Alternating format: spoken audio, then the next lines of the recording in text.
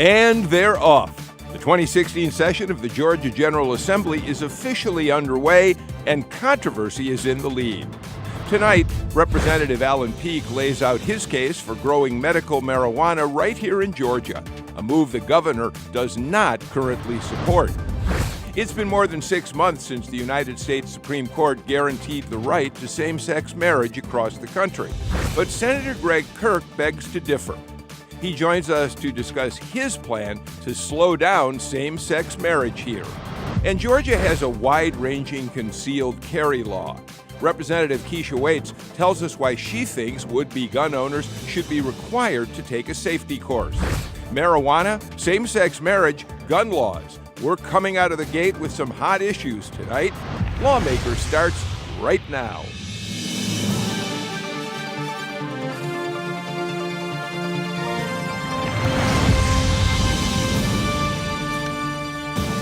Good evening and welcome to Lawmakers. I'm Bill Nigut. Since 1971, Georgia Public Broadcasting has tracked every session of the Georgia General Assembly, and it's our privilege to kick off our 46th year of comprehensive coverage tonight.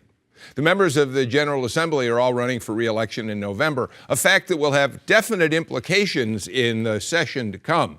In addition, we're in the middle of one of the most contentious presidential races the country's ever seen, and that will surely have an impact on what happens under the Gold Dome this year as well. We're going to be here for every minute of it and hope you'll join us for it as well. Let's kick things off with Capitol reporter Shelby Lynn. She's the newest member of our Lawmakers team. We're glad to have you, Shelby. Welcome. Thanks, Bill. It's good to be here. It was mostly a day of procedure here at the Capitol as the 2016 legislative session kicked off this morning under the Gold Dome.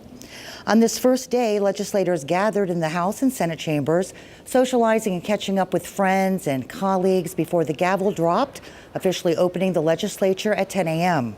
One of the most important developments of the day, lawmakers set the calendar for the session, which is expected to be a fast one this year. Their goal is to finish by March 24th, before Good Friday. This is an election year, and many legislators want to get back to their home districts to campaign for re-election. We expect to see some of the same issues surface again this year, Bill. Lawmakers are already battling over the controversial religious liberty bill on day one, forecasting a contentious fight over the legislation. It remains to be seen whether the bill will even make it out of committee. Since we adjourned on April the 2nd, we've seen Georgia Republicans all over the state demand action on religious freedom. 11 of the 14 congressional district conventions demanding that we act on Senate Bill 129. Even though McCoon's Religious Freedom Restoration Act, known as RFRA or the Religious Liberty Bill, seems stuck in the House Judiciary Committee, he's optimistic the legislation will make it out of committee this session. I've been traveling around the state speaking to county Republican Party organizations, really from the coast to the mountains to South Georgia, and it's really been a uniform message. People of faith want these common sense protections that almost all of our neighboring states have. But Democratic House member Taylor Bennett of the 80th District, a new member of the legislature and a vocal critic of the religious liberty measure, says he doesn't see the bill moving out of committee in its current form. It is in the House Judiciary Committee, and fortunately I was appointed to that committee, so I'll be right in the middle of that. But last year the bill did get tabled when Representative Jacobs, who I coincidentally replaced, who went to take a judgeship, tried to enter non-discrimination language in the operative part of the bill. McCoon says that the original bill the Senate passed included protections for the LGBT community and minorities, which has been the biggest concern among opponents of the measure. So the bill that we passed in the Senate had the following language in it: that government has a fundamental overriding interest in eradicating discrimination. Now, I can't think of much stronger language that one could put in to address the concerns that have been raised out there. At this point, what we have are folks who are looking to derail this legislation any way they can. But Representative Bennett is still suspicious of the religious liberty bill's intent. Bennett points to what happened when anti-discrimination language was added to the measure late in last year's session. I think it's a very clear indication. I think that obviously I wasn't there last year, but from my understanding and some quotes that came out of that specific hearing that Senator McCoon was in, I think the question was asked, how would this affect the bill? And then it was the response was something to the degree of this would completely undermine the intent of the bill. And so I think that that's very telling as to why it was tabled. And Jeff Graham with the LGBT activist group Georgia Equality agrees with Bennett and says he does not share McCoon's optimism about the measure's future. I think that there are still problems with the bill that have yet to be resolved, and I think we've heard from several people in the House Republican caucus that they too have some real concerns and reservations about any bill coming out of committee that does not have explicit non-discrimination protections built into it. The LGBT community in Georgia is very concerned that the religious liberty bill could be used to discriminate against people based on their sexual orientation or their gender identity. That employees of government could withhold services, that people could have problems accessing business services, housing, and employers could fire people. While conservatives generally support the religious liberty bill, Georgia's business community has aligned with the gay community, opposing the bill without an anti-discrimination clause. Businesses worry about a backlash similar to what happened in Indiana and Arkansas when those states passed similar measures last year. A solemn moment here today as members of the House and Senate paid tribute to 5 Georgia nursing students. They died last year when a semi-trailer truck hit their vehicle on Interstate 16. Today's memorial was organized by Georgia Senator Renee Unterman. And we are just feeling the pain that you feel and want you to know that you're not alone and you're not walking just in your shoes and your family's shoes, that there are many people that are walking with you. This is a difficult time for each of you, as it is for us. To lose 5 young, promising ladies who had devoted their lives and their future to the profession of nursing is indeed a tragedy. We can't undo the tragedy, but we can do some things. First of all, what we're doing today, and that is paying honor and tribute to their lives. Governor Deal says after that crash, he authorized 60 new inspectors to check trucks on the interstate. The families of the students were given memorial plaques and etchings signed by the governor and members of the House and Senate. Finally tonight, a special moment on the House floor when Miss America, Georgia's own Betty Cantrell, sang her own rendition of the state song Georgia on My Mind. Georgia, Georgia, the whole day through, just an old sweet song keeps Georgia on my mind. Bill, we thought we'd end our first Capitol report on a high note, a good first day here at the Capitol and what we expect to be a fast-moving session. Back to you. Well, thank you so much, Shelby. Like most sessions, this one has a cornucopia of controversial issues, and we're going to tackle 3 of them tonight. Joining me is Jim Galloway. He's been the political reporter and following politics, at least, at the Atlanta Journal-Constitution for 30-plus years, and he blogs about it every day in his Political Insider column online. Representative Keisha Waits of Atlanta is here with us tonight. So is Representative Alan Peake of Macon. And finally, Senator Greg Kirk of Americas. We're going to be talking about religious freedoms, gun safety, and whether Georgia should grow its own medical marijuana. So a lot to talk about tonight, and we're going to try to take these things and move through them as quickly as we possibly can. Alan Peake, you last year received great praise from the Speaker of the House and many others for your effort over a period of a couple of years to finally pass a medical marijuana bill. 7 conditions, 8 conditions that are now legally eligible for people to use medical marijuana, but you still don't have the right to grow it in the state, creating this perplexing problem for people who have to bring it in essentially illegally, right? What are you doing about it this year? Well, we took a big step last year due to a lot of courageous legislators who helped us, including Senator Kirk on the Senate side, helping us pass Haley's Hope Act, which did provide a protection from prosecution for possession of cannabis oil. Good first step. Brought our medical refugees home. We now have 465 people that have signed up for the registry, but there's still a barrier. We still don't have access to a legal, lab-tested, safe product here in Georgia. So these folks that we provided protection for possession in here in Georgia still have to go get it somewhere, or have it shipped to them, risk breaking federal law, going to get it or having it shipped to them. And so why not take the next logical step, which is to set up a infrastructure that would provide a safe lab-tested product of medical cannabis to Georgians here. And so that's what we've done in HB 722, which is the bill we introduced this week. Jim, the governor has said so far that he doesn't like this idea. No, and at Road, of course, we've got a conflict with federal law. It's still a Schedule I prohibited drug, and I think the governor is but also you've also got the Georgia Sheriff's Association, you've got the DA's Association. They're also opposed to it because they see it as a slippery slope. I think the governor's answer is looking to them and giving them a lot of weight.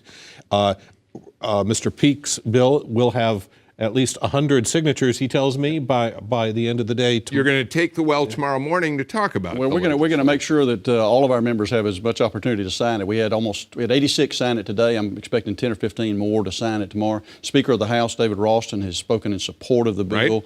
Right. I believe what we've done is address a lot of the concerns that the governor has, that the Sheriff Association has. We've addressed those concerns in the bill by having it tightly regulated, very restricted, still limited to a number of medical conditions, driven by physicians and pharmacists, delivery system. So I believe this is the right next step. So obviously it's not going to have any problem getting out of the House. Well, I was just going to turn to Senator Kirk. Alan Peake just gave you a pat on the back for helping him last year. Maybe he'll champion it again. Are you ready to help him on the Senate side? Well, you know, we that was a pretty big milestone, I think, that we passed last year of legislation, and I think it was good for Georgia. But, you know, that bill has only been in effect a little over 6 months. And so I think we need to take a little more cautious approach going to it. I'm looking forward to the debates. I want to hear what all has been added to the bill. You're not ready to sign up in this army, but you're not. also not closing the door. I'm interested in the debates, but I do think it's a little early to be tweaking such a big landmark bill like that passed last year. I really do. Keisha Waits, are you going to be a signer, or are you already a signatory? I am already a signer on the piece of legislation. I was proud to support last year's legislation as well as this piece of legislation. I personally feel that Georgia families cannot wait. If I could jump in, I mean, Alan, is it going to take a Georgian being arrested crossing the border to make your case for you? I hope not. I know families that have risked arrest bringing it product back here to Georgia. I personally have made sure that families who needed the product have gotten it. Not going to tell you how or what method. Well, wait a minute. Made sure. But look, you brought it up on TV. I mean, the only way you can be doing that is illegally. We've made sure that families who needed it and were properly registered with the state have gotten the product.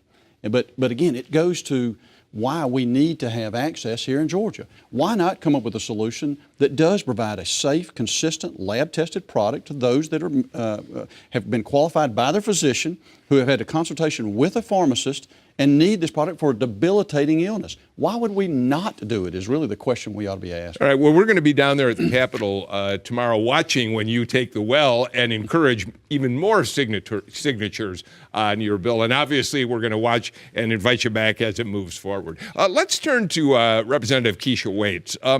Your bill proposes firearms training for all people applying for or renewing Georgia carry permits, right? Correct. And we've got up there a lot of text. It's kind of small, but it includes people who have been, they've had to have proven they've had training, within the last 3 years, military. That is correct. You talk about what those provisions call for. Absolutely. Active duty as well as former military officials are excluded, including law enforcement officials. If you already have a permit, you are grandfathered. So this does not apply to those individuals. I want to add that my colleague Dexter Sharper also dropped this legislation last year requiring it within 120 days. So I'm in partnership with Representative Sharper. But nonetheless, this is simply common sense legislation. House Bill 60 expanded the places in which you could carry in the state of Georgia. So for that reason, we need to raise their level of accountability in terms of having training necessary to carry those weapons.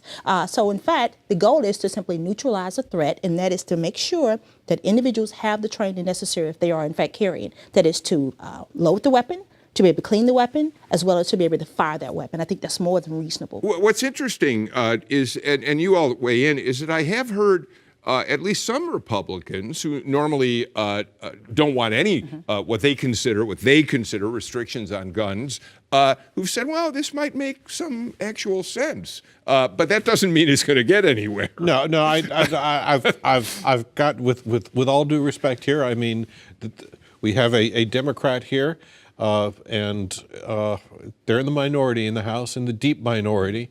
It's a gun issue. The NRA rules the Capitol. They pretty much set the standard for legislation. Well, here's something interesting about that tells me that Texas got this right, Virginia got this right, Florida got this right. Yes, other states have already went in this direction. I think it's common sense legislation, given the fact that you can now take your weapon into into a church or into a bar.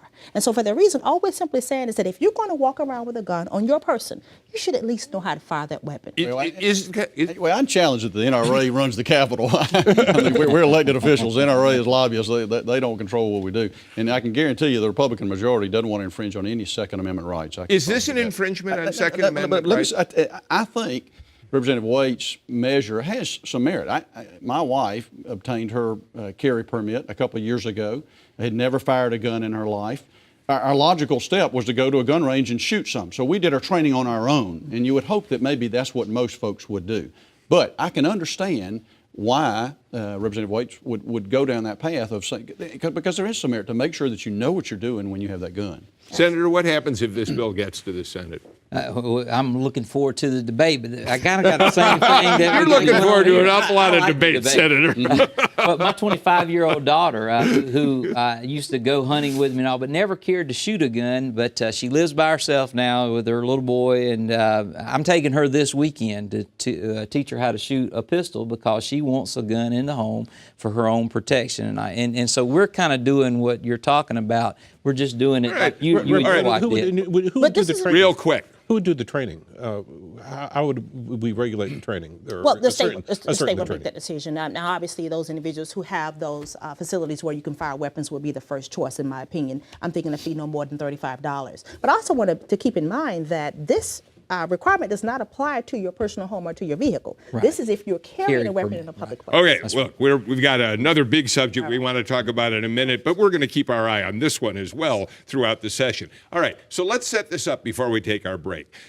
We all know that last summer the United States Supreme Court ruled that gay marriage is basically allowable across the country.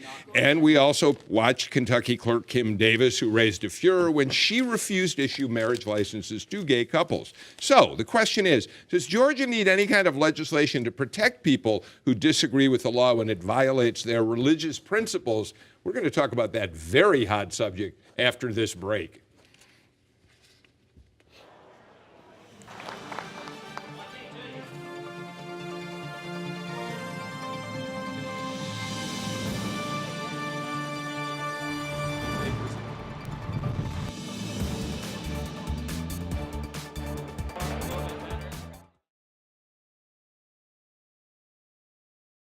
Good morning. It's 8 o'clock. Wherever you are in Georgia, we're glad you're listening. We're hearing from people all over the state right now supporting their public radio station.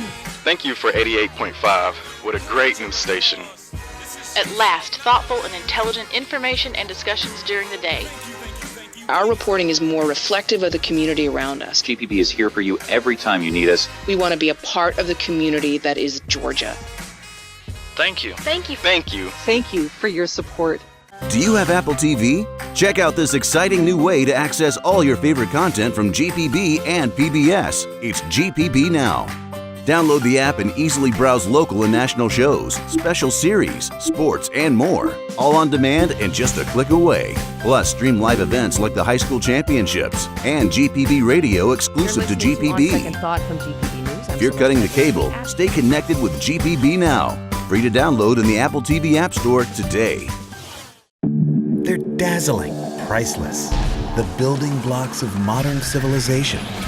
Without rocks, we wouldn't have televisions, we wouldn't have automobiles, we wouldn't have buildings. But do rocks hold a hidden secret? Look at rocks and you think, well, nothing. But this holds the signature of life. Could rocks be the key to the origins of life? Life's rocky start on Nova. Part of GPB's Why Wednesday, this Wednesday at 9.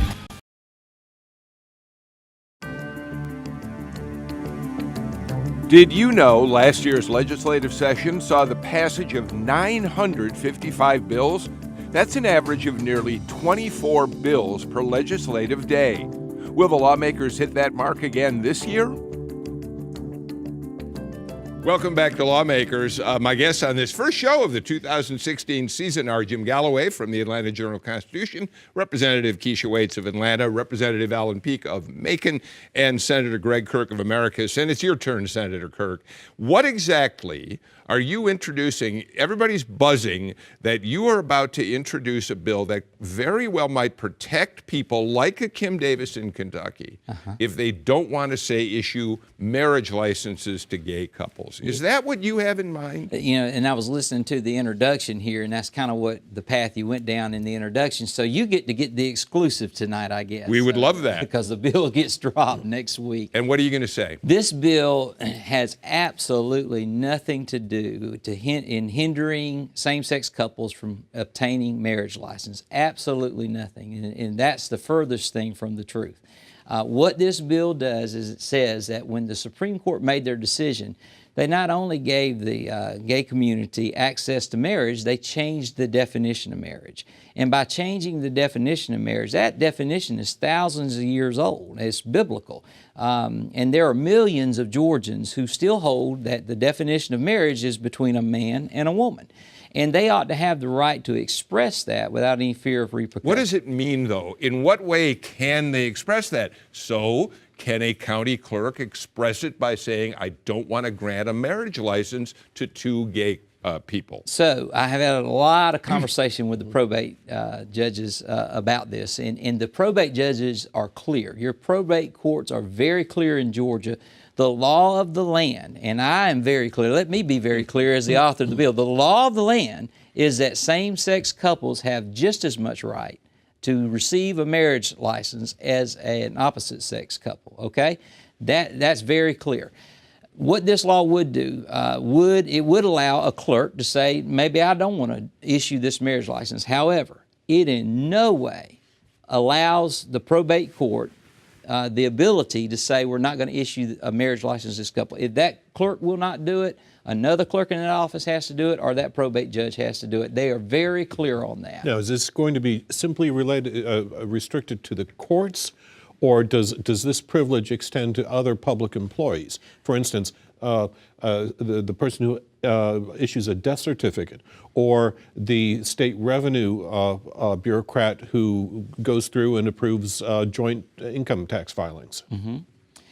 It deals only with the definition of marriage. Here's what it does. It protects faith-based adoption agencies that do not want to have a clientele of same-sex couples, and they have a right to do that by saying we hold to this definition of marriage. It protects religious schools. It protects churches. It protects organizations like the Boy Scouts. What about this question that Jim asked about a government agency? You know, should someone not want to recognize in the tax office that a gay couple is married and challenge their right to file a joint return? Oh, absolutely not. That's a federal law. That'd be your state income tax and then the federal income tax as well. Yeah, but no, it would not protect them. At the end of the day, the law of the land has not changed. What are you hearing here, Keisha Waits? Well, man, I'd just love to weigh in on the conversation. Certainly, I have a great deal of respect for you, Senator, as well as Senator McCoon. But my fear with this piece of legislation is that it goes against the very fiber and principle of our country in terms of religious freedom. It's my belief that one of the reasons that people came here was to flee persecution and the ability to just exist. It's my belief that this type of legislation is simply a license to discriminate and use as a weapon and a tool, if you will, to discriminate against people you don't necessarily agree with, Senator. And so for that reason, I will be voting against this particular piece of legislation. A weapon. That's a strong term. Oh, it is a strong term, and I think it's just the opposite. I think that it's showing intolerance on your part by saying that, you know what, we have a right to discriminate against you for holding that traditional belief. And I think that's wrong too. Just because one community gains access to the right of marriage does not delete or diminish in any way my right to believe the traditional. We got to get out of this in 30 seconds, but so if you can do it quickly. The one thing that this bill does, even if it's not in written form, it brings the issue of gay marriage out into the open. SB 129, which is in the House Judiciary Committee and still there, its supporters always said this wasn't about gay marriage. Interesting way of looking at it. So you're coming right out front and saying, yep, this is about gay marriage. It's about the definition of marriage, absolutely. It's not gay marriage, it's the definition. It's about the traditional definition of marriage. Well, we should point out as we close here that Senator Kirk's not going to have a whole lot more luck than Josh McCoon in terms of the business community, which will probably stand up and really howl about They've already told me that they'll oppose it. All right, so Senator... You've had different conversations than I have. Kirk is on the right track of trying to find an answer for a very difficult problem facing our state. All right, I have got to move on. Thank you all so much for helping us see some of the really hot issues going on down here. Let's move on. It is that time of year again. Last night, we were just talking about it, 54th annual Wild Hog Supper took place at the Georgia Railway Depot. It's been a marquee event to kick off the start of the legislative session for a long time. Jackie Brittain was there. She tells us that it started as a backyard cookout with Fred Greer and his father. Best way I could phrase it is that a group of men having a supper. When I was growing up, my father was the main chef. He could cook anything, great cook, good farmer, lots of friends. And one of his father's friends happened to be a state legislator with good taste. That group of men got together, and one of them, Don Ballard, who had just been elected state representative, was a friend of ours. He said, Fred, he says, we ought to cook up barbecue and stew and take it to the legislators when they all meet at the Henry Grady on Sunday night before the session starts, and let them know what real good barbecue and stew, what it really is. And so we did. The Wild Hog Supper is a long-standing tradition dating back to 1962. But we went back to the original site of where the first Wild Hog Supper was born, right here in Newton County. So you built a big fire and burned the pit out, got it really hot. And then these are the racks. Okay, so you would lay the hogs on these racks? The hog would lay in here. Okay. And then you put this down and then tie it down with wire, secure all the way around. Keep it from sliding out. Ooh. Through the years, it has also transformed the community. Anyone is welcome, and all the proceeds benefit feeding the hungry through the Georgia Food Bank Association, their Farm to Food Bank program. We really felt like we needed to open the doors of the Wild Hog Supper and let anybody who wants to come. But if you're going to come, you come supporting a worthy cause. The Georgia Food Bank says the event raised an estimated $15,000, which will feed over 1,000 people. But make no mistake about where it all began. Here is where it all started. Yeah. With the legislative hog supper. Right here. Right here under this big oak tree. For GPB News, I'm Jackie Brittain in Newton County. And we're really glad to have welcomed Jackie Brittain as our reporter, our feature reporter for Lawmakers this year. And you know what? She did the right thing. Your first year covering the legislature, you have to go to the Wild Hog Supper. Coming up tomorrow night on Lawmakers, is there any way to put the fun in funding talks? Not when Georgia's complicated educational funding is on the table. We're going to talk with leaders of both the House and Senate Education Committees to get a sense of where the education reform bill is going and whether they're going to go near that third rail called merit pay. In the meantime, we invite you to stay in touch with Lawmakers on Facebook and Twitter. If there's something you'd like to hear about on our show, please let us know. You can always keep track of us by going to gpb.org/lawmakers. That's day one down. We've only got 39 to go. Long legislative road ahead of us, and we hope you will be with us throughout it all. Thanks so much for being here. Thanks to our guests. See you all tomorrow night.